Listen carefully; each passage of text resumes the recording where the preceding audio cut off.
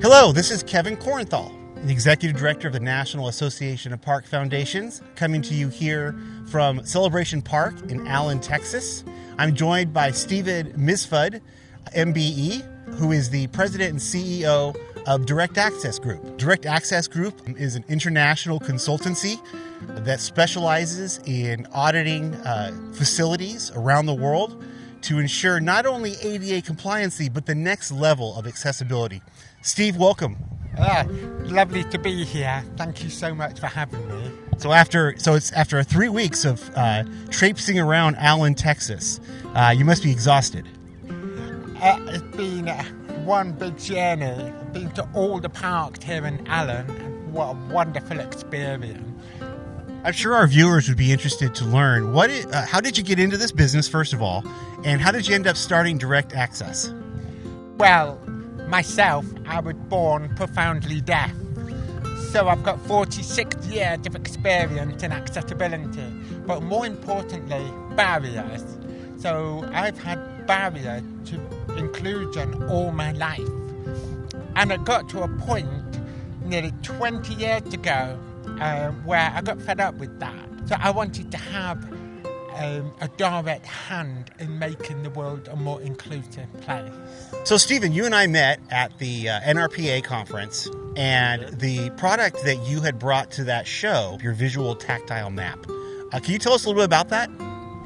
Yes, it feels like such a long time ago since we were at that show, but oh my gosh, I was actually at that show on my own, and it was insane. I had a queue of people wanting to see this tactile map. Now, we believe that park, one of the most critical elements is wayfinding. So if you don't have wayfinding, how are you going to find out where everything is? So for an instance, as soon as you get to an ADA parking space, most people will think, where are the restrooms? And then you don't see any sign for the restroom. So you go to all these beautiful parks, and despite people's best intention, the signage is just not inclusive for everybody. So we need to think about how do we create not just effective signage for people who are vision impaired, but what if you're deaf? What if you're a child?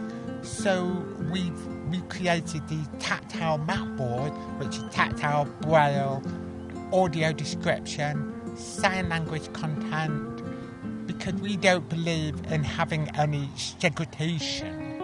So we have some video footage that we shot a little bit earlier. Let's go to that tape and take a look at the map. Okay, so one of the things we've done at Direct Access is actually develop a tactile and braille map, but with a unique difference. We have also included QR codes. You can see. So one QR code will provide sign language, and the other one will provide audio description. Now, we might think about temperature, vandalism, cleaning products. What we are doing is we are 3D printing them at one piece. So that means that they are completely durable, and they will actually withstand more than 100 degrees Celsius. Another thing that we can actually do with our 3D printers is actually print the terrain of a park. So we can actually fly a 3D drone over your park, scan it, and then 3D print it. And that gives people a really good interpretation of where the gradients are, the difficult pathways. That's a really good reason why I brought you out here to Celebration Park, because there's so many different examples here that I'd like to show you. And you guys, so we've got restrooms, we've got good benches, we've got a wheelchair accessible playground, and there's so many good examples here that I'd like to show you. Excellent. Let's take a look at those. Okay, so in all parks you will get instructions, you'll get information about the park, particularly if it's a heritage park. So here you've got this wall of text. What if you have a vision impairment? What if English isn't your first language? What if you use sign language? How can we make this information accessible for all? Quite simple. We need to look at pictorial information. We can include a QR code with audio description. We can include another QR code that will give sign language. So that way, information is accessible for everybody. So here we've got a splash park to achieve really good accessibility. It's quite often in the small detail. So for instance here we've got a splash park. What about wheelchair users? How can they enjoy this feature? Quite simply, get a waterproof wheelchair. Simple, job done.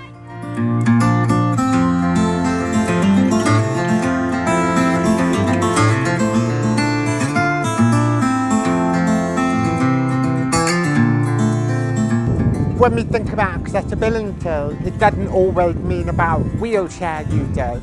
So for instance, we've got nature trails, green belts, lake. Why don't you think about having QR codes that will simulate the animal's sounds? Why don't we have tactile models of the wildlife? So there's so many different things that can be done to create inclusion.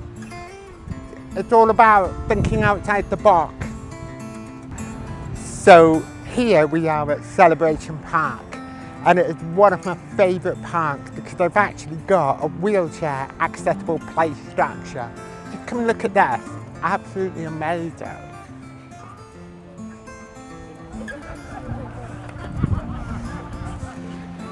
All level throughout, but then what about people with impaired vision? How are they going to navigate through that?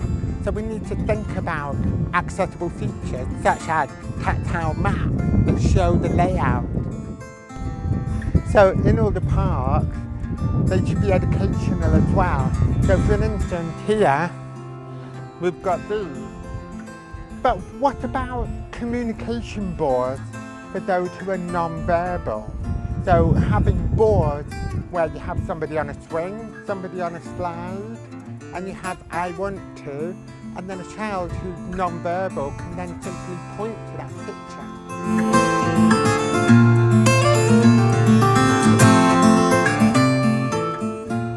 One of the issues with most parks, not just in the city of Allen, but across the whole of the US and in the UK and everywhere else I've been, is that we use wood bark shipping. Now wood bark shipping is just not an accessible surface. Do you imagine if you're a wheelchair user and the ground is wet but require a lot of force in the arm? It's also, you have to maintain it as well, frequent maintaining. So what the solution is actually a pour-in surface. But a pour-in surface is not just durable and soft and suitable. You can add visual clues to it as well. It can be a range of colours. It can show navigation routes within the park. So there's actually a double benefit there, treble benefit. So, of course, with most parks, particularly if there's sports and large picnic areas, you will have concessions. So, of course, with ADA, you have to have this at the right height. But then, what about people with a hearing impairment? How are they going to hear if there's lots of wind or children running around, background noise? We need to think about induction loops, which will cut out that background noise. What's an induction loop? You gotta explain that. So an induction loop is basically a metal coil attached to an amplifier, and what that allows is somebody who uses a hearing aid to switch off their microphone and get a radio frequency straight to the person behind the counter, and that eliminates the background noise. So here we have a restroom facility which is ADA compliant. However, we've got to think about attention to detail. So over here, so this restroom is ADA compliant, But however, what they've done, they've tried to go beyond by creating colour contrast. So here you have a grey handrail, green wall. It's easy to see. Most restrooms will have white sanitary ware against a cream wall. So should you have impaired vision, there's no colour contrast there. So going back to the ADA, we talk about dimension, wheelchair access, but we need to be inclusive here. So for instance, you've got all these stalls, they're all one colour. Where's the difference between the stall doors and the partition?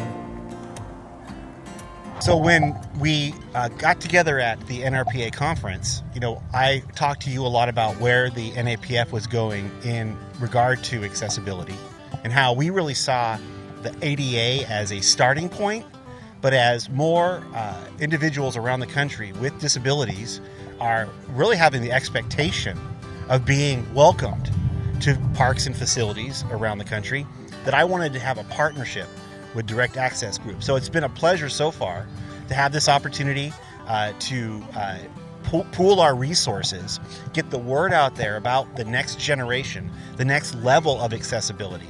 And I'm just curious, what are the plans that you have for the organization coming up in the near future? We're going to crack on with the US because we have international experience that we really want to contribute. And we are also a team of people who have disability, so we can provide that additional layer of first-hand experience.